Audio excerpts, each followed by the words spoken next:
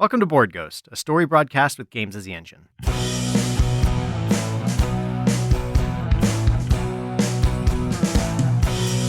living is a highway, then heaven is a bus stop.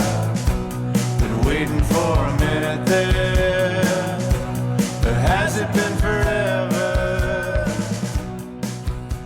'Cause dying don't agree with We believe you're out there, hungry for stories for shared experiences. We can't see you, can't hear you, we will play for you. This night's offering is Downfall by Caroline Hobbs. To find out how we generate our story playing the game of Downfall, go check out our Downfall episode primer. I'm one of your humble players this week, John Holt. With me is... Ken Breeze. All right, and our returning guest. Liza Courtright. Cool. So it's been a little bit since we played Downfall. We're going to get into world building. So the first thing we're going to do is define the flaw. The flaw is the heart of this world. All right, individualism is our flaw. All right. So the next step in our process after generating the flaw is generating the elements. We choose our elements. We each choose an element. So let's go around. Liza, what do you got for an element? Hair. Hair. I have shields. All right. I have rain. So we've generated our haven. It is a giant mangrove-like tree floating via some sort of unknown tech around this world that's constantly raining and is guarded by a shield-type canopy above it that keeps it dryish. So the flaw at the heart of this place, which is called Our Lands, is individualism, and the elements are rain, hair, and shields. And so the hair is sort of like Spanish moss, as well as the hair that people use to decorate so themselves many different in a bunch of ways. different ways. So the traditions in this world, we have a fashion tradition. Everyone maintains elaborate styles of hair, cut clothes. They just go for bold colors, high visibility, for instant individual recognition, and a lot of the materials are gathered from what they find as this world, Our Lands travels through the seas. And one of the symbols of this is an accessory that everyone is given upon birth is this bracelet that all looks the same, but that's one of the first things they start decorating and individualizing, and it's put on their non-dominant wrist at birth. We also have art, plans, concepts, and inventions that either harm or help people. The more they help or harm, the more impression they make on the society, and therefore the more the art shakes things up. And to that end, there's a term called shaker. That's the word for an artist, someone who shakes up the island, shakes up the world. Or there's someone who, the derogatory term is they take this drug called shake, which is supposed to expand your creative mind. Another tradition we have is hospitality. The tradition of trading locks of decorated hair between guests and hosts is commonplace. And instead of decorating their homes with their visitors' hair, the hosts burn that hair in a metal basin in the front of their home and let the ash pile up to show how much hosting they do. Indeed, how much their individualism draws people to them. So grief. So each face is carved into the tree when the person feels that they've reached fruition. And upon death, that carving is removed and brought up to the top of the shield. And that creates the rotting garden, which is a vast field of stumps, these grossly swollen, rotting pieces of wet bark. Yeah, depending on how old they are. Yeah. So then we also have entertainment. So diving is necessary for food, but people do it for sport. And it's become something that people look for, probably freestyling, treasure diving, and this sort of triathlon thing. And it's led to a Olympiad. An Olympiad. And I think different people everyone, wants to make it. I feel like there's a whole, everyone in society tries to go out for this to some degree. And it just gets winnowed down. So it's something that everyone participates in, I think, and everyone feels like maybe they'll have a shot at it, and only those who really are at the top of this society are able to win through. And the one who wins through is, I don't know if it's annually or what at some period of time when the events have reached climax, is given the generationally. It's given the Bracer's Champagne, which is a a sort of forgotten or like ancient tech bracer that has weapons built in and tools for nourishment and sustenance that the winner is allowed to take and don. And then lastly, we have an economics tradition. So every familial unit acts as their own sovereign bank and maintains their own familial currency. And to track this is a massive exchange board called the ranking, where all of these little bits of flotsam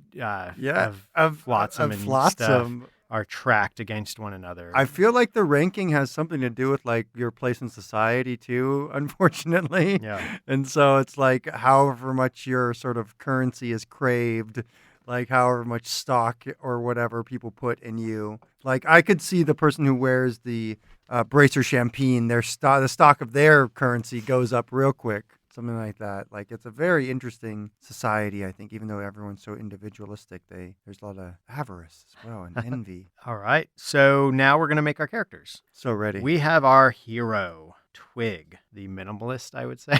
Yeah.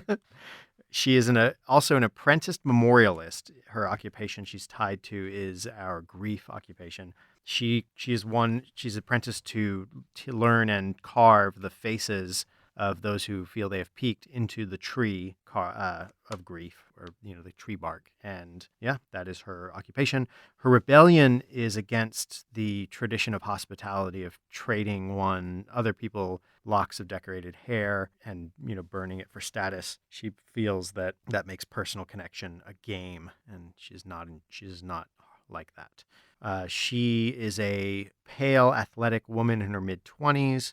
She has gray eyes. Like most of the people here, she walks around barefoot. She doesn't wear too much decoration over the underlayer that most everyone else maintains, that sort of wicks away moisture from their skin, keeps them from getting jungle rot, I guess. She is shaved bald, and her bracer is twined with wood that she has carved herself in decoration.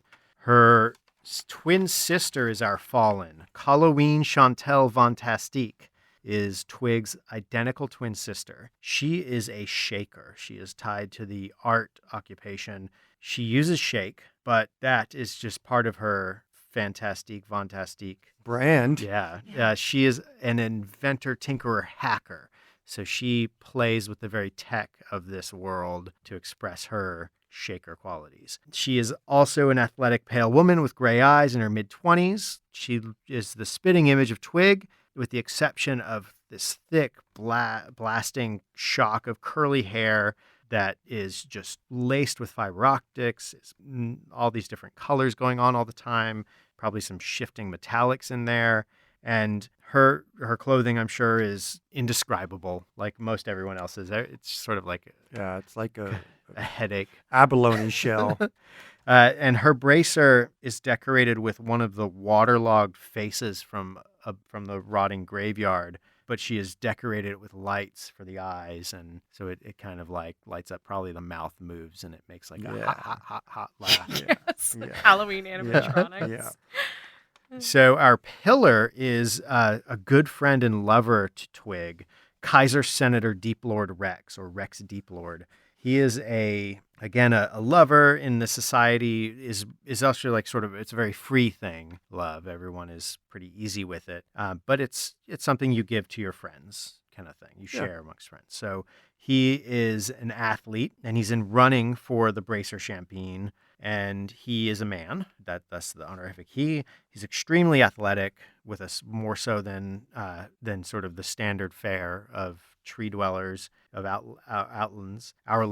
He's got a swimmer's build, this braided, pleated hair that's been colored in areas by chemicals he's come across in his diving in the waters.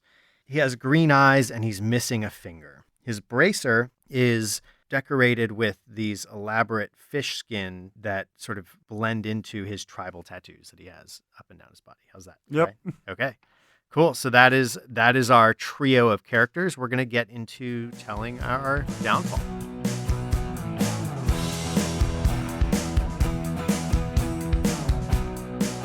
I'm going to say that the economy has been corrupted. A vessel was salvaged full of gold statues. Yes. almost like a tanker, like this oil tanker, like this steel vessel, unmanned, just floating out in the sea. And it's just full of like these small golden statuettes, like thousands of them. Yeah. What are they? Are they like Kali or are they like Buddha? They're just like these beautiful, like fertility idol. Fertility.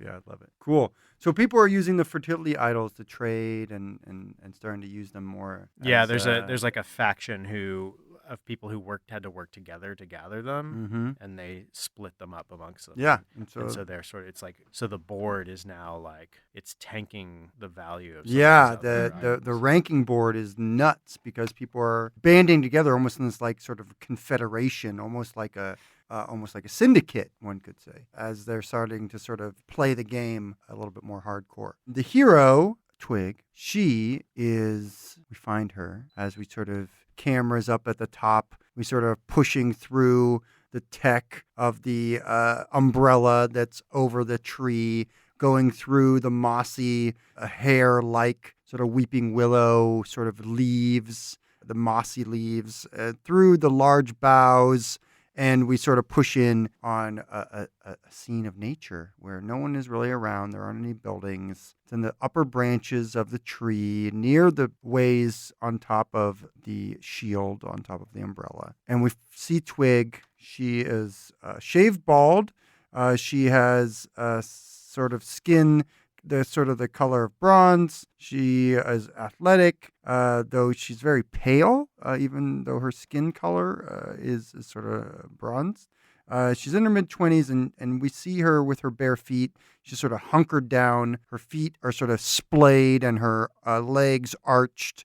Or it's not arched, but sort of bent, so that she is grasping onto the large sort of bough that is feeding into this part of the tree, where she is diligently at work carving the face of someone by memory into the tree. Chantal Van Tastique, her twin sister, is there, and they are supposed to have lunch. Fantastique probably arrives stylishly with a couple flips off of a slightly higher branch that lets her super colorful hair twirl around dramatically. Lights in the eyes of the wooden face on her bracer are flashing, and the fiber optics in her hair are flashing. She's very flashy. I will never get used to your entrances. I like the bridges. The point is that you don't get used to them. Otherwise, they wouldn't be original.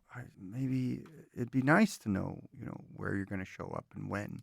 I mean, you're the one that has to have lunch with me. Well, yes, I wanted to see you. Hi. Hi. Well, I'm at a good stopping place, I guess. Well, come on, over here. I have a blanket. I have some stuff. Sounds good. It will be. We have some dried fish and some moss. It's been totally smoked, so you can chew on it. We have some delicious. Nice water here. So what's been going on face side? Well, it's been pretty steady work, but really the talk of the town is the families that are trading the statues. Have you seen one yet? You know that I have, and Fantastique pulls one out. Says, "This is not the way things are supposed to be going." But I have to admit, I like the idea of golden idols. It is some interesting work. Mm-hmm. May I look at it? Sure. Hold it. Taking the idol, Twig looks at it and then sort of makes a sour face and hands it back, saying, "There are no faces on there. Faceless." Interesting point. I've been working on a little something. Got a new idea for a new piece. You're not going to hurt anyone, are you? Oh, that would be telling, wouldn't it? I guess. Well, your secret is safe with me, though. You know I wouldn't tell anyone. I mean, worshipping of golden idols. It's there's something mythic about it. Yeah, I guess. You can see that. It could work. Are you hoping to show a lot of people? Oh, I'm hoping to make a splash. Do you want a demo? Oh, yeah, of course. I always love your work. Vaughn kind of like stands up and like tapping at something on her bracer. I think she has like a little like screen on there. It kind of like beeps, and the golden idol that is still sitting in Twig's hand just kind of like gloms onto her suit. Oh. Like as if pulled by a magnet or something. Oh, that's like magic. Exactly like magic. That is so cool. Vaughn, everyone's going to love it. Yeah, I hope so. I hope everyone's just going to talk about it, and no one will notice if they don't get all of their golden idols back, you know? You're going to get in trouble. I hope so. I guess that's what you're going for. Well, your secret is safe from me, like I said. But there is something else I want to talk with you about. I'm really worried. I've been invited, Rex, he invited me to his home, which is great, but... It's kind of not great, because, I mean, look at you. Like, what are you gonna give his parents? They're really traditional. I was thinking about maybe giving them, maybe, like, some sort of, like, flippers? They like swimming. You can do better than that. You like Rex, right? Well, yeah, of course. Okay, well, if you get off to a bad start with Mr. and Mrs. Deep Lord, Rex just isn't going to pay you attention anymore. I mean, it's not like you're the only girl he's around. Well, that's okay. He can see whoever he wants. I just really enjoy talking to him. He just has a really interesting perspective on. Well, then and he's really hot. He is really hot. But seriously, if you're serious about Rex, then you should show him, the right way. He's a traditional guy. It'll mean a lot to him. I obviously don't do that. As she sort of gestures to her hair, which is non-existent. I don't really have anything to give them in that way, and I don't really want to. I'm sure you're creative. You could convince them. But if you're really having trouble thinking of it, I could give you a little something, get the juices flowing. Vaughn kind of like reaches into her one of her many pockets, kind of picture a utility belt situation, and pulls out like a little like plastic capsule with some liquid inside. She holds it out and just shakes it really violently. She says, "What do you think?" What do you want? What is that? A drink? It's shake, obviously. Have you really never seen a shake? No, I didn't know you're doing that. Look. I heard it was like made out of blood. So what? It works. Okay, yeah, I guess. She takes it, but does not consume the shake in front of her sister. Instead, sort of puts it in a pocket away. They sort of finish their lunch. Things are good, but there's that nagging feeling in Twig's sort of mind that though she likes Kaiser Senator Rex Deep Lord, the traditions of the Deep Lord family, and in fact, the haven of Arlen's weighs heavy upon her. I think that's just sort of where our scene sort of ends. There's probably some sort of sporting event going on, an early trial for the bracer. It's not like the finals. It's maybe like a qualifying heat kind of deal, and it's just wrapped up, and so everyone's kind of standing around in a big common space. I think this is maybe also where the ranking is. Kind of a big town square kind of deal. So I think all our main characters are probably there. It's a big event. Half the people are paying attention to the results of what's just gone on in this trial, and some stuff is being moved around on the rankings board because of like bets that were placed, and there's a fight breaking out about stuff getting moved around on the rankings because people are like, some people think that this new gold currency should be valued more highly, and some people think it's being valued too highly. And with this sort of latest adjustment that's going on, like tensions have been running high, but and now it's spreading even further. Yeah, More so- people are getting their hands on it. yeah, and so people are kind of coming to a violent disagreement about the way it should be calculated. This sort of violent disagreement in the commons near the rankings sort of spreads into more of a almost like a localized riot where people are really getting unhappy and sort of arguing and turning to violence. And the three of us, we sort of get caught in that violence. And so we're defending ourselves, we're escaping, or we're sort of in that scenario right now. As people are fighting, Twig is like, we have to stop this somehow. This is terrible. No. Kaiser throws a couple punches. This is great. This is like, these are people expressing themselves. This is why we have the ranking board. We don't have it so that we hurt each other. No, come on. We have it so we don't hurt each other. Is this hurting each other? I mean, this is just people, expressing themselves physically, Rex, no, it's more than that though. They're all crazy about this gold. Yeah, it's great. We dug it up out of the sea. It'll all come out. It all washes out, babe. I guess. Besides, if people weren't fighting about this, they'd just fight about something else. Doesn't really matter what it is. Yes. With that, Twig rushes through the crowd and attempts to knock out a support for the ranking board. And it starts to sort of lean over, almost like it's going to collapse. Whoa, be careful. We'll stop this right away. No one will care if the rankings are gone. Seeing that whoever it is that's in charge of the ranking and like moving it and picturing it as kind of like an older person is like trying to support the board as it starts tipping, and they're maybe not as athletic as most of the rest of the population, so they're really having a hard time keeping this up, and like their arms are kind of shaking. Totally. I think there's a consequence. Their arms are not strong enough to hold it up, and the rankings board does fall over, crushes them, but it crushes them to death. Oh, good. That feels like the end of the scene, as sort of Twig is looking on in horror at what she hath wrought. Reflection. I am concerned about the state of the Haven. I feel like something is changing. And not only that, I feel like the change, but I'm worried about that change coming. My current state of mind is to bring peace, to try and smooth over conflict, remove things that will make people angry at each other. I'm gonna mess with art. Okay. What happened is supply of shake is running out. Ooh. That is what is happening, but it's not necessarily, like, people don't know that that's the root cause of it, but a lot of people are, like, acting extra violent, acting kind of dissociative.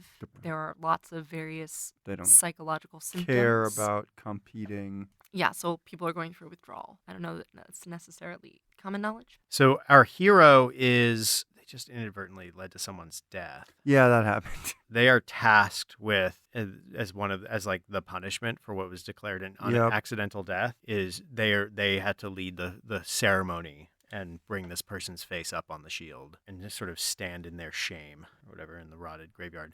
As this is going on, one of the strongest storms that we've come into is we were washing into it. A good number of the, like, your family, our family, and some of the other, like, groups. So everyone's kind of in the mix here. Most of our families are here watching this, and the storm is raging and just buckets of water pouring down on us. And we're on top of the umbrella. Of the shield. Yeah, we're on top of the shield right now. Cool. And the wind is picking up. And Twig is trying to yell over the storm. His was a wizened old face.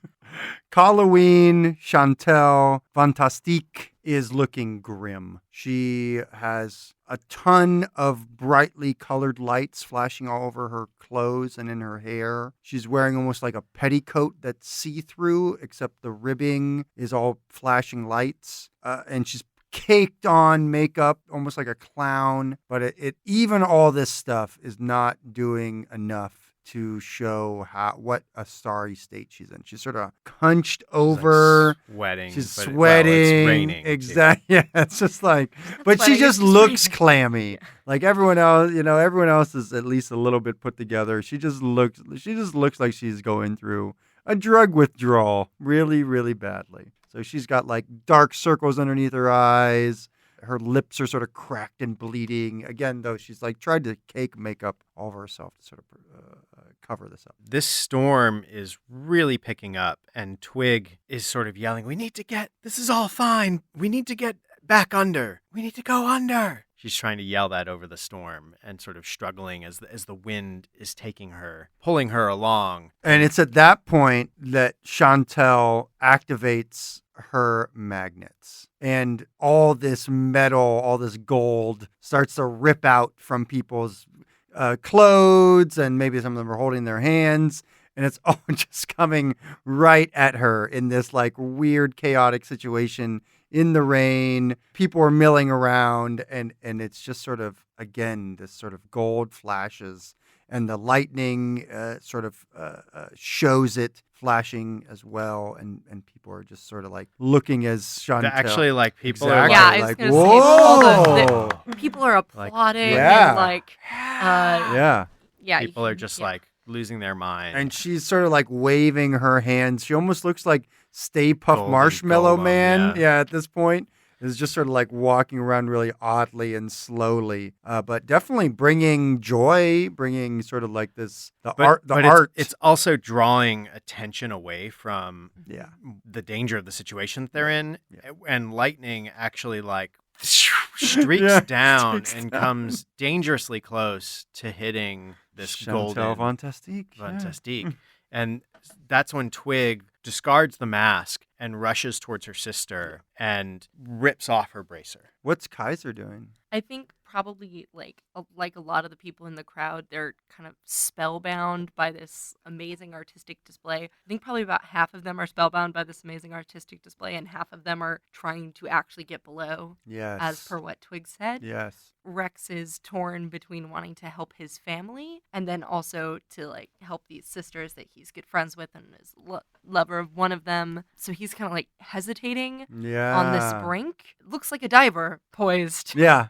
To die. That's really great. But Twig tears the bracer off. Yeah. And the gold, and she hurls the bracer off the shield. Nice. And the gold follows it. Like cascades. Yeah, like cascading down. Yeah. Chantel is like on the ground, basically, as the gold sort of left her. It's almost like top spun her around, almost like a whirlwind, and she sort of loses her balance and falls to the ground.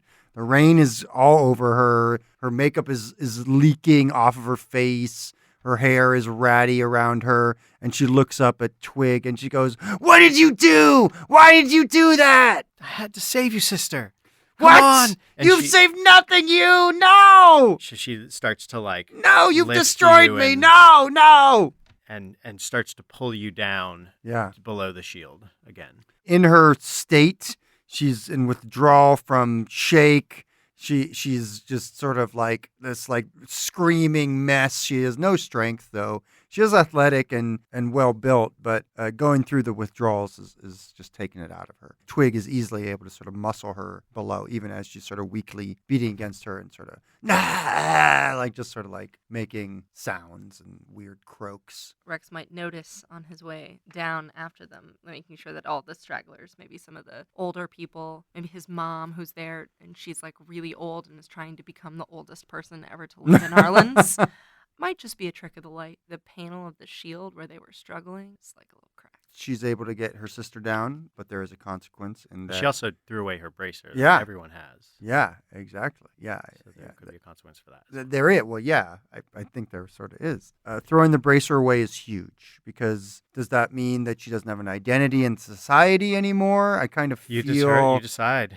You're the consequencer. I am the consequencer. I feel like there's a crisis in the society about what to do about this. Like this is a crime or an action that's never been committed before. And so I think the consequence is that a trial is to be set to determine Twig's fate. All right. So now you set a scene. The scene that I'm going to set is going to be the trial. Twig is there, and Kaiser, Senator Rex Deeplord is there. Halloween Chantal Fantastique is there as well, as many people are there. The arguments have gone sort of back and forth about what this means, what the punishment should be. Should Twig's bracer be stripped as well? Should it be given to Chantel? Should Chantel leave the islands? Is she persona non grata? There's so many sort of philosophical debates about what's going on. It's at that point that Twig is given a chance to sort of defend herself in the stands. I saved my sister. I destroyed a bauble to keep her from destroying herself. These mean nothing. These are just adornments, and she takes her own bracelet and throws it to the ground where it shatters. And everyone's like, And now we are the same sister, truly. Chantel embraces her sister. A reporter in the crowd who says something like, "Is this a new artistic statement?" Yeah. Right. It's like bigger than Yeah, Chantel Splash could make. that's what I'm saying. Yeah, is that it's sort of like. How do like you feel she about your sister embraces- one-upping you? She embraces, yeah, right. She embraces her, and then as she hears that comment, sort of like throws Twig off the dais and is like, "What? No! Only Von Tastique shall reign. If I have to bring the Wizard Champagne myself, I shall rule this place." Reporter in the crowd. They're calling you the golden girl from that last stunt. Kind of goes up to Twig and says, "What's the artistic statement that you're trying to make here? And what None, these inspired this piece?" This isn't art. This is just, you don't understand. She's lying. She's lying. We'll have more gold for all of you soon. So you are working together on this project. That's right. This is madness. No, listen, you have to understand that all I was trying to do was save her. This is why are you all obsessed with pain? Why can't we just come together and help one another? And she hangs her head. And I think at that, like, there start to be the sounds of people's bracers hitting the ground, as some people are sort of agreeing with Twig. But there is a consequence, obviously. With losing the bracer, people start to die more often when they're diving. That those bracers were something that allowed people Would to they sort like of regulate your nitrogen levels? Or yes, something? yeah, They, exactly. you don't Allowed get you the to bends as much, dive. yeah. Exactly. They were flotation devices if needed, sort of stuff like that. They were your life preserver. And that technology had been shrunk to such a degree that they could just put it right around your wrist, and that would sort of help you if you're ever in trouble in the water. So the people without bracers start to die in the water more often, which leads to Twig carving more and more faces into the tree. All right. All right. So now reflection. Reflection. So the society is the gold obsession that people are still like there isn't as much of it, but people are that it is becoming like that corruption is like maintaining, and it's still a consistent. In fact, with the destruction of the ranking board and it like one of the maintainers being destroyed made it so that now they're more comfortable with a set currency a little bit more, but not everyone. So there's some factions starting to form that are a little more like at odds. And then, like you said, the bracer situation is bad news. There's just there are many people who believe they have the right idea. So there are a lot of like different people raising little factions and there are now like armed gangs that are going around sort of. And so there are curfews at times and people are starting to hire guards for their homes. So it's the People's Liberation of Judea versus the Post-Judea Liberation. Yep. It's definitely like just fractured community. And Twig sees some of this, like she sees these people coming together and you know, whether it's coming together and identifying as a group for violent means or for self-defense, she's seeing something like maybe it's got to get worse to get better. She's feeling maybe common cause is good, and the people who have discarded their bracers, maybe something else will come from that. Yeah, that's her hope.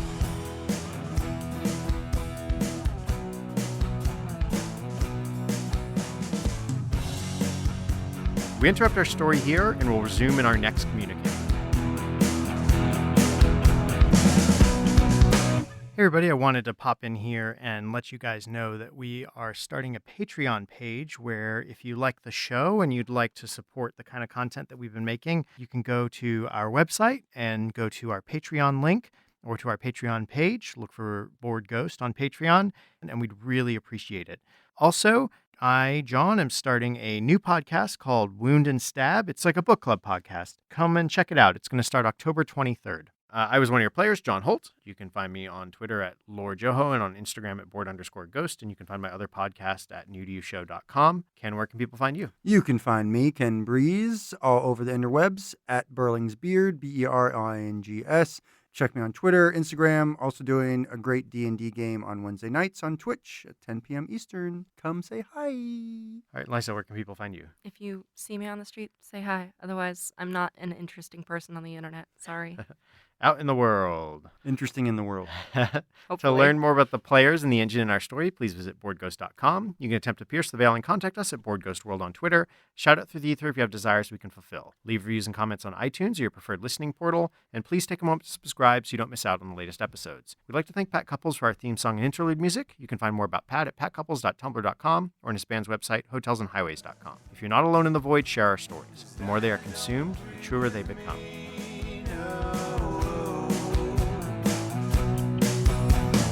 Dying don't agree with me.